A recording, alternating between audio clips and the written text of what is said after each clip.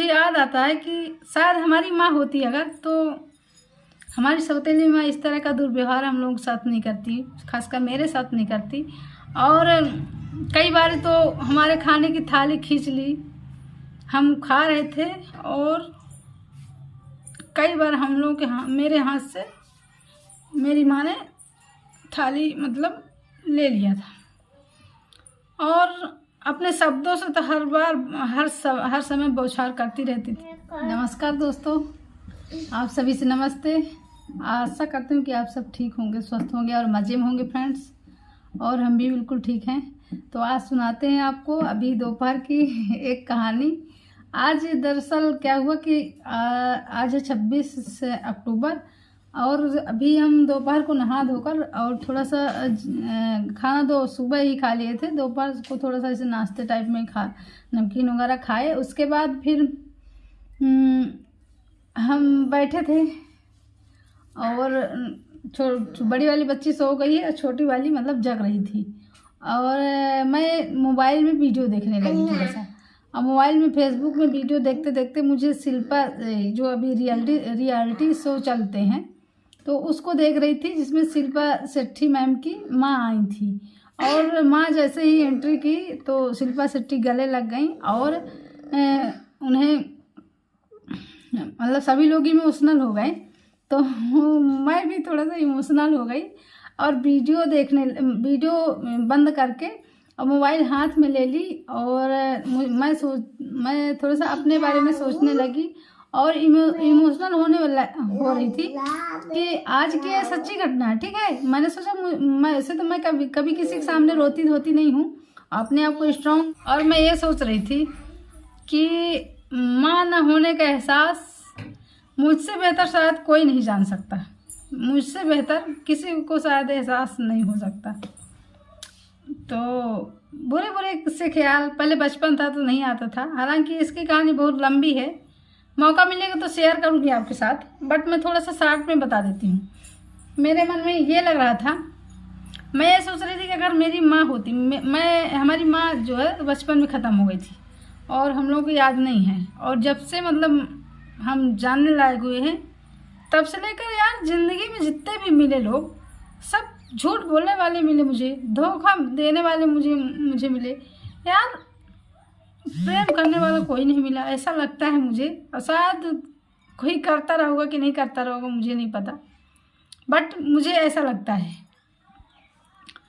तो मैं ये सोच रही थी अगर हमारी भी माँ होती तो ऐसे गले हमें लगाती, और हमारी भी माँ होती तो शायद हमारी जो सौतेली माँ थी तो वो मैं और मेरी बहन थी, खासकर मुझे, क्योंकि मैं गलती बर्दाश्त नहीं करती थी पहले से, किसी की गलती। पहले बात मैं गलती करती नहीं हूँ, और कोई अगर झूठा दोषर ऊपर लगाए तो मैं बर्दाश्त नहीं करती। तो मैं जवाब दिया करती थी, थोड़ा बहुत, ज़्यादा तो नहीं। हालांकि ये समझती थी कि वो मेरी माँ है, बट मैं थोड़ा बहुत कभी कभी जब मैं गलत नहीं करती थी तो मैं जवाब दिया करती थी। तो इसी कारण से मुझे शायद ज़्यादा परेशान करती थी मेरी सौतेली माँ। तो मुझे याद आता है कि शायद हमारी माँ होती अगर, तो हमारी सौतेली माँ इस तरह का दुर्व्यवहार हम लोगों के साथ नहीं करती, खासकर मेरे साथ नहीं करती। और कई बार तो हमारे खाने की थाली खींच ली, हम खा रहे थे और कई बार हम लोग के मेरे हाथ से मेरी माँ ने थाली मतलब ले लिया था। और अपने शब्दों से तो हर समय बौछार करती रहती थी।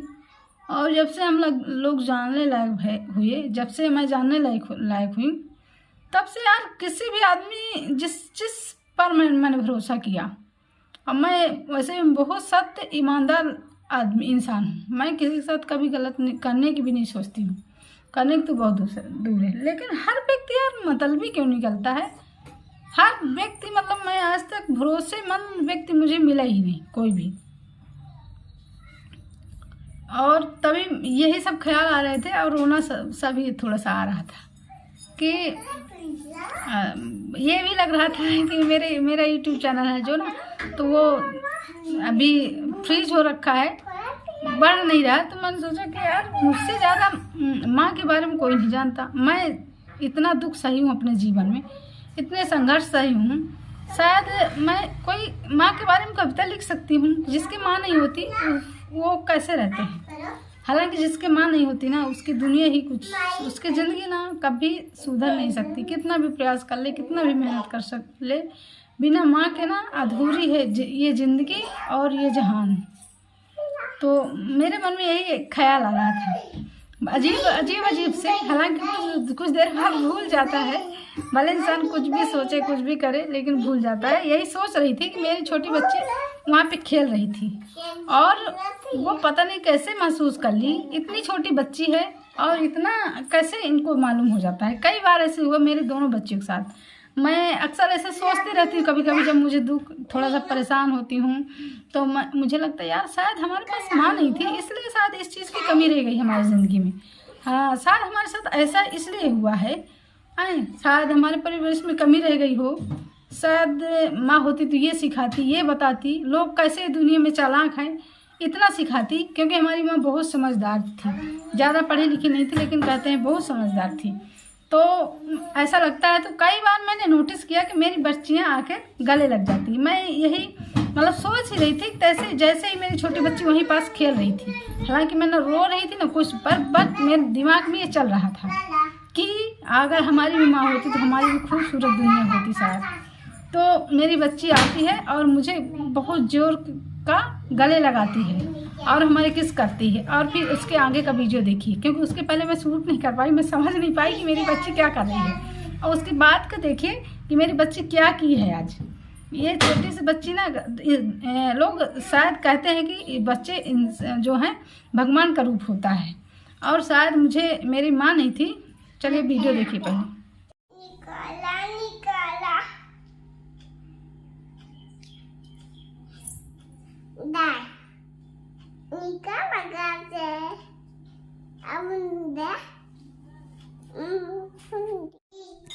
ये देखिए डायरेक्ट मेरे पास से जाती है, मुझे गले लगाती है, चूमती है और गोद में थोड़ी देर बैठी है और जाकर कहती रुकिए आप थोड़ा सा यहीं पे बैठिए, ऐसा कह के।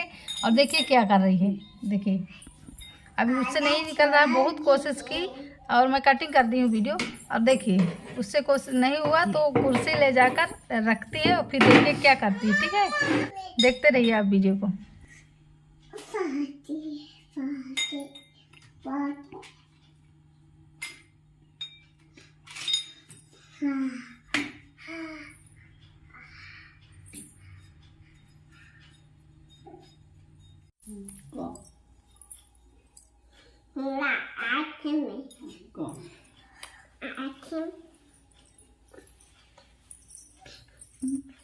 ये बना है मम्मी को।